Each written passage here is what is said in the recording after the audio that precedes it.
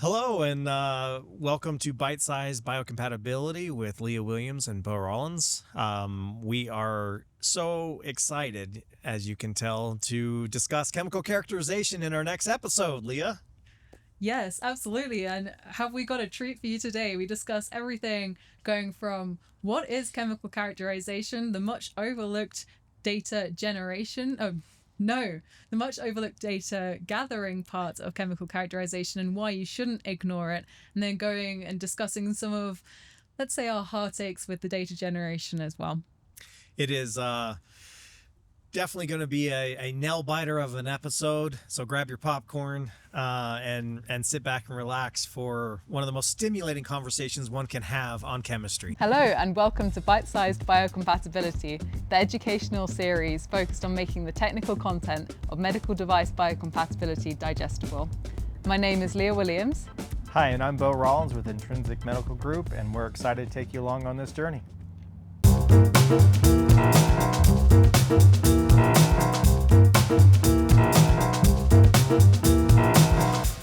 Hello and welcome back to episode 3 of Bite-Sized Biocompatibility. Today we are getting chemical, talking about the chemical characterization. I forget that there's cameras here. I got to hold a professional face when we talk about chemistry. Yes, chemistry, the foundational aspect of every biological evaluation now, the cornerstone to safety of patients. Mm-hmm. And as you can tell from the way that Beau is trying to hold himself together about this, he very much appreciates just how valuable it is as a tool to the biological evaluation, even if it is not his favorite area. Yes. I am most excited for this bite-sized biocomp because this is probably one of the most convoluted, complicated, confusing, how many C's can I come up with here? Complex. Aspects of our industry. Yes, contradictory. I was going to say mythical, but I lost the C strain there. But yes, it's one of those areas that I think terrify a vast majority of us, definitely complicate and confuses us, and has now become so crucial and pivotal to the biological evaluation that it's something that anyone getting into this is rightfully so terrified about. So this is a perfect episode to be able to try to take all that and make it accessible, digestible. Yes. We didn't close out the last episode with maintain your appetites in it. Never mind. We'll remember for this one. We will. So I guess that kind of like, let's get started. Let's get right into it with what is chemical characterization. And I think I've been kind of wrestling with this a little bit, to be honest, about what it actually means. I think the majority of people in the industry and in the wider medical device industry, when they hear chemical characterization, they think of it synonymously with E&L, extractables and leachables, right? The testing, the data generation portion of the chemical characterization. And this is by far not the full picture. So chemical characterization to me is a determination and evaluation of the chemical exposure profile that can be seen by the patient during clinical device use. And actually, per the flowcharts in 10993-18, the standard for chemical characterization, we start theoretical. We have a look and do the information gathering part first, where actually, as we mentioned in the first episode where we went over how you actually conduct a biological evaluation, you start by looking at what your device is made of and any manufacturing residuals that might be present there, and then jumping right into the literature review and seeing what risks are associated with those chemistries present on that device. And within this step of like information gathering, we also then have performed sort of an estimation on how much of a chemistry a person can be exposed to, and through that then go and do that hypothetical worst case risk calculation. So that's very much the first part and should precede any testing as well. And it's only once you've exhausted looking at the literature and the available data, that's when you then go and into the information generation part. So you start with that information gathering and then progress into information generation.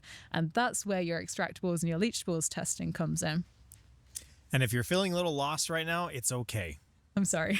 We all do at this point when it comes to this this topic in this area, and rightfully so. I mean, we're talking about science that is very like.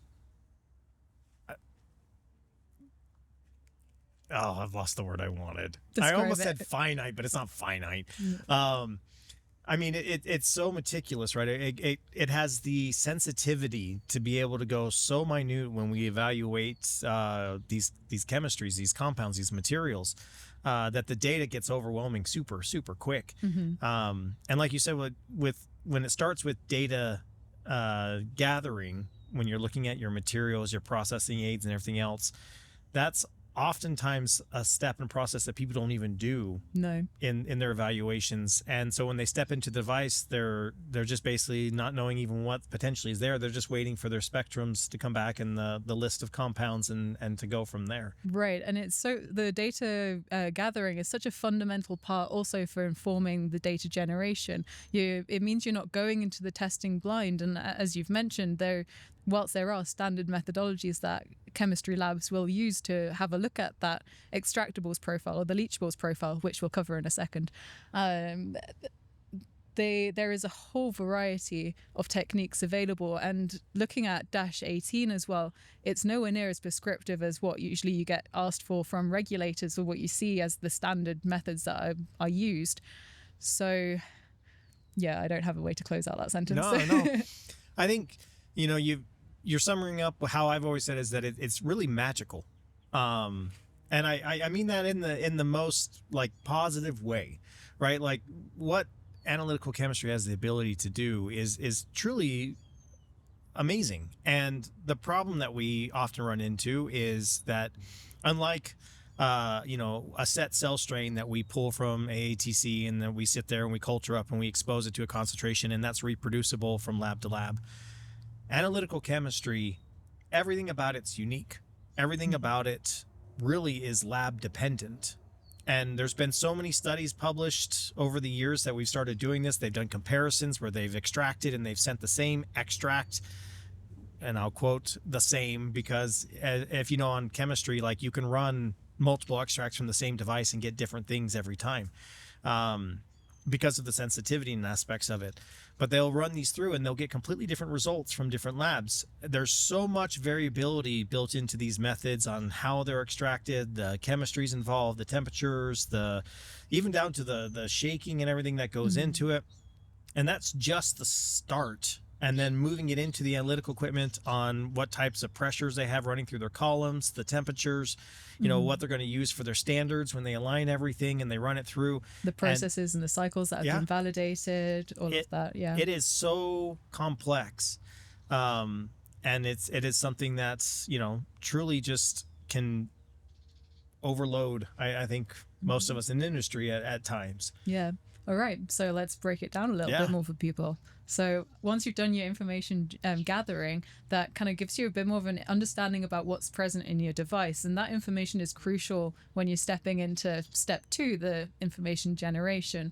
And remember, I think this is something that, we've discussed a little bit, but we haven't said it quite so explicitly, that the biocompatibility evaluation very much is a team effort. You're not working in silo.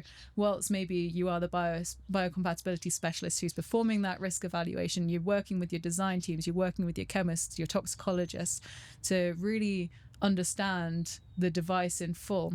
So once you've understood kind of the materials and the chemistry is present in the device, you then work with your chemist and understand how best to set up that extraction to have a look and see what comes off the device. So I think we need to just take a quick step back there. We're talking about extractions, we're talking about extractables and leachables, and let's go ahead. Give me a definition. What is extraction? Well, when we talk about extractions, we're going to be looking at setting up a situation to be able to pull off and out of the device readily available constituents or compounds. The problem that we usually run into in biocomp is whether or not it's clinically relevant or not. Right. That's something that comes up all the time with this topic. Historically, gold standard was always 50 degrees C, 72 hours for extractions for the traditional tests. But what we find with chemistries, especially, is that when we start going into those higher temperatures, right, we start significantly augmenting that profile that we extract out. Right. There's artifacts that come in from the extraction process that wouldn't be seen in that chemical exposure profile that the patient would see during clinical use. And I think that segues quite nicely into talking about like the different types of analytical chemistry studies that you can do, starting with extractables. And well, you hear the grouping of extractables and leachables as just generic E&L and throwing it right out there, but they're actually different types of studies. So you can start off with your extractable studies, which is, as per -18, it is beyond the exposure that is seen in clinical use. The conditions used to generate those extracts are designed to be harsher. The solvents you use are harsher than what you'd see in clinical use as well. And so the idea behind it is that chemical exposure profile seen by the patient during clinical use is fully represented with additional as well. I think what you tap on there, and it's a good clarification point I'd like to make, is when -18 in 2018 was revised and actually brought in all this analytical evaluation to the level that we have, the thought was that if we extract it above that 50 degrees 72 hours, we would get more things. We would get more quantities of stuff removed that maybe, so we can get a more accurate of higher concentration potential. And have a look and see what might be in the device. Correct. More of this, like that we would just be we'd have more extraction power to pull out more things. But what we've seen from like Jean Wei and a few others that have done some recent work with analytical, and Geordie Labs and others, is that we're not seeing more of these compounds. We're actually creating compounds and degradants and things that are not normally there. And that's with the solvents, because we want to use aggressive solvents. And the ones for chemistry generally aren't physiological solvents. Right. I mean, when do you see hexane used clinically? Correct. And so this mindset of worst case, we want to look worst case because we want to pull out the most stuff. What we've done is we've set up a format that doesn't even look at what normally comes out. It creates a mess. It creates really this soup of stuff that is not at all clinically relevant. Right, exactly. And then you mentioned with the extraction temperatures as well, sometimes being elevated. It's not just the solvents which are causing these unrealistic chemical profiles. It's also those temperatures. Like, for example, if we've got polymeric devices which have additives within them, stabilizers, for example, some of those glass transition temperatures of the polymer are below 50 degrees C, but above human body temperature. So you find that in an analytical lab, when you are extracting those polymers, the different kind of stabilizers or additives within the polymer matrix are actually coming out in the chemical lab, but they would never come out in clinical use. And the reason that I use this example is because actually some of them are known to cause potential, toxicological risks to patients. Yeah. And one of our problems that we have in industry is that, and, like we have like the agency, the FDA, where they'll specifically require 50 degrees C, 72 hours. And they're really against clinical use 37 degrees C type extractions because they're worried about missing things and not seeing the worst case. And I guess from my viewpoint, we've kind of gotten where we're so hyper focused on worst case everything that we create such an unrealistic evaluation. It just doesn't accurately represent the risk, and therefore, for me, is no longer in compliance with the principles of 10993. And we're going to talk later in the next episode about toxicological risk assessments. But for my viewpoint, the most important thing about a chemical characterization is that the data coming out is as accurate to human exposure as possible. Not 100% agree. Not worst case, but accurate to human exposure, because the toxicological risk assessment will already do safety factors and things protective measures to mitigate exposure in that. But if we don't have an accurate profile and quantity about what the patient will see, we can't really do that. Right. And I think that is one of the biggest like missteps that we've had with the analytical, and probably why my feelings about it are the way that they are, is because we tried so hard at first to be so risk adverse that we went too far, and we've now created so much of an unrealistic. Yeah, we're actually ending up in a worse situation where we're not accurately evaluating the true risk of the device, and therefore our evaluations aren't as appropriate as they could be anymore. That's a very good point. So we spend so much time and money trying to get our E&L profiles to be as clean and clear as possible, which leads to lots of unknowns a lot of times that then we have to try to identify that are degradants of polymeric materials and such oftentimes, and you can't really identify those. And I mean, yes, in theory, you spend enough time and money, you can go through and identify anything. Yeah, but anyone with a normal budget. Yeah. But that's the problem is, you go to submission and a lot of regulators now are wanting no unknowns. Yeah. They want everything identified. And that's maybe if you have a metallic implant or something, but if you operate in the realm of soft polymers, good luck. Yeah, you're screwed.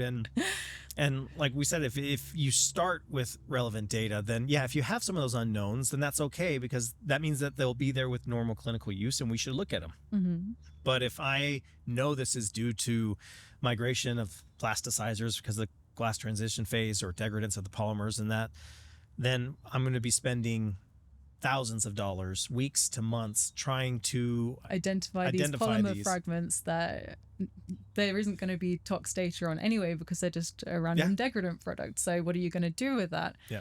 And I think that leads us actually quite nicely in, we've discussed what extractables are. Then you've got the leachables side, which in theory is a very similar setup to extractables, but it's more looking at using more clinically appropriate extraction temperatures, still beyond worst case, and solvents as well. And actually within the leachables, you can do more of a targeted analysis as well if there's a specific chemistry you want to look for. But as we've kind of gone over, both of these are still not really accurately representing the clinical exposure profile that the patient sees. So there is another type of analytical chemistry study that you can do known as simulated use, and this is probably met quite a lot of skepticism from regulators, or from experience it's met with a lot of skepticism from regulators, because it's really demanding to have a look at words because it's really demanding the regulator to understand the science behind the decision to use certain solvents, certain extraction times and temperatures and conditions as well, and understanding why that is appropriate to the clinical use. And I get it from a regular standpoint. Like, you don't want to approve a device and then end up having issues, and then when people look into it, you miss something because you let them go at what would be viewed as a less worst case or less stringent approach. But once again, like, it's all about accurate data, right? And if we were to try to look at this in any of the traditional models, I'm not going to sit there and execute an implant or injectable type device. I'm not going to do a primary skin because it's not evaluating it correctly. Conversely, if I have an intact skin device, I'm going to use an intact skin in vivo study to be able to evaluate that. Those were tried to be developed based on the different uses. That doesn't really happen with chemistry. With chemistry, it's the same approach regardless of what the device is, regardless of what the materials are. And the expectations there are that we're going to try our hardest to pull any and everything possible out so that we can make sure we've looked at everything. Right, and that's just not appropriate for the evaluation. It's bad science. Bad science, bad data, bad evaluation. I don't mean it to sound harsh, but it's bad science. You're generating incorrect, poor data that then you're going to try to assess against. Exactly, and if you're thinking that it's being done in the name of patient safety, well, actually by having a worse data set, you're not as effectively evaluating that patient's safety. Correct. And what people don't always understand is when you do an E&L, if you do a metal one, you might get 10 compounds, and that's easy to assess. You do anything with polymeric materials and you're looking at hundreds, 400 to even up to 1,000 compounds that are coming off. Yeah. Looking through that many compounds and then trying to determine that each one of them is not going to be harmful, whatever, is such a labor intensive and arduous task. Your human nature is to start skimming, is to start grouping, is to start doing read across and things to get through that, because the list is so daunting. Right. And I do want to just kind of like highlight there that grouping and performing read across is an effective evaluation tool as well, but you have to know that the toxicological properties of those constituents that you are grouping or that you're reading across to are applicable for evaluating that. And then just another thing with that, when you're getting those 400 to 600 to 800 or more different compounds, especially of polymeric devices, this is all assuming that you know the identity of those compounds. The vast majority of those will be unknowns. And, you know, if you want to evaluate each one of those individually, be my guest, but I don't think many of us have the time to do that. And if you're grouping these compounds as well, you're ending up with such large numbers that even when you do process it by a toxicological risk assessment, you're finding that you're not able to mitigate the risk related to that. I remember one of the early devices I did in with extractables leachables, there was a lot of glycols in our results, and it was really confusing because the device itself was dry and the device had nothing that was with OH groups whatsoever. And it was ultimately because it was extracted with alcohol that it created a bunch of these glycols. We were still expected to evaluate those glycols and whether or not they were toxic, and whether they posed a risk to the patient when they're not even going to be there ever. Right. And from your experiences then, I'm guessing the answer is going to be no from your experiences, but have you been able to find a way that if you do see these artifacts generated by the unrealistic or non-clinically representative extractions, have you been able to then follow up with additional testing that then demonstrates why it's unrealistic for the presence of those chemistries that you identified? I have. So by following that up then by going more to clinical temperatures and time, the problem is the solvents. You generally can't, in this case, get rid of the solvents because it dictates for polar, semi-polar, and non-polar. And this is more work that's been done as well to show that that spectrum isn't really value add either. It's just a mindset, once again, that we're trying to cover every potential risk out there. But in the process, we're creating, so reducing those things and trying to streamline it, make it more of a simulated use, you still will get them just because of the solvents. And so unless you can mitigate out of a semi-polar solvent as part of it, which most regulators won't let you, you're still going to have to evaluate those compounds. Yeah, exactly. So I think just kind of like bringing it all together then, like we've jumped right into kind of like a lot of our heartaches with everything, but just to kind of like give you a quick overview of the process, we'd perform the extract of the device, whether it be an extractables, leachables, or simulated use study. We evaluate that extract that you get through your chosen analytical techniques. Typically, we'd look for volatile, non-volatile, semi-volatile, and organic compounds, and then also inorganic compounds, but we also have a look for any residual matter that may be left behind. And I just want to point to the infographics here as well. We do go over the kind of like the ins and outs of this process in much more detail on that infographic as well. And then once you've got all the identified as many of those chemistries as possible, then that gets put into a report, which then gets taken forward and processed via the toxicological risk assessment, or TRA, per -17. I think that's a great mention for the infographic, because this topic alone, there's whole conferences on this, right? You can spend days talking about all the complications here, the variances here, the struggles, challenges, you name it. Every aspect of this goes rather deep. So yeah, the infographic, thank you, Leah, for creating those. That really kind of simply outline and summarizes this is really, I think, what's going to help a new person into this area kind of get a handle on what this area is. My biggest advice to new people is, you're going to have to lean on your analytical lab, your CRO, but don't just let them take the wheel, because they don't know your device and they aren't going to be there when you're trying to explain it all in your evaluation. or to any agency that's reviewing. So make sure you're involved so that you understand what uncertainty factors are being used to the methods, right? How things are going to be extracted and analyzed, cut, not cut, all those types of things. You need to be part of those decisions so you understand the impacts and what's happening there. So that's like number one. Number two is not every CRO is the same. They may all have the same GC even from the same brand, but I guarantee you their results will vary. So one lab might be, and this isn't a knock against smaller labs or bigger labs, but the reality is that not all labs are equal in this area. You can go to some that are smaller and cheaper, and what we say is you get what you pay for.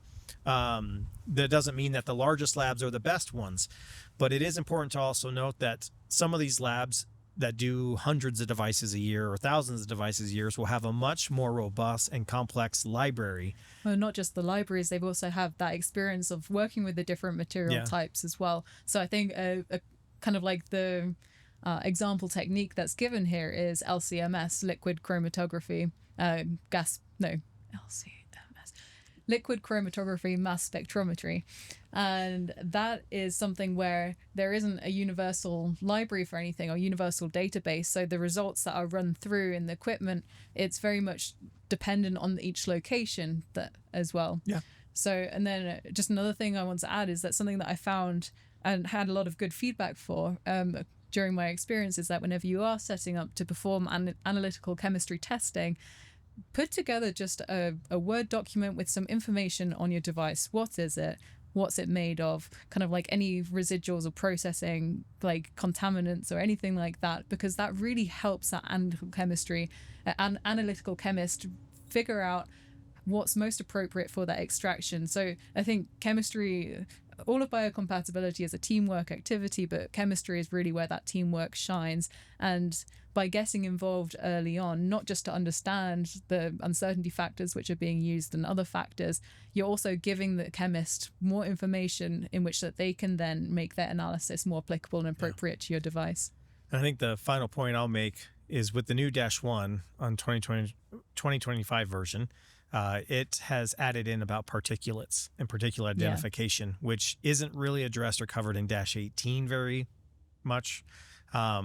But that's not going to be like necessarily like a GC or LCMS method that you go through to identify particulates. You're going to look at other analytical methods to go into that, but that's something to put on the radars of the new people when you come in. Is the -18 has a little bit of a blind spot there as far as what now -1 is asking for around the particulate aspect. But yeah. All right, I think that's. Does that wrap us up for chemical characterization? Now we get to go celebrate that this is over. I am amazed that we made it through the whole episode without mentioning the AET, which look on the infographic for more about that. Well, that couldn't be an episode in its own. When we get in the AET, then it starts getting into a whole lot more of the deeper analytical discussions that might be hard to bite. I do as a bite size, right? Yeah. Well, anyway, thank you so much, everyone, for joining us here. Whilst you're digesting this information, feel free to reach out to us at any point via LinkedIn or via our emails. We'll drop our emails in the caption. We'll drop our email in the caption below. And hope you come ready for episode number 4.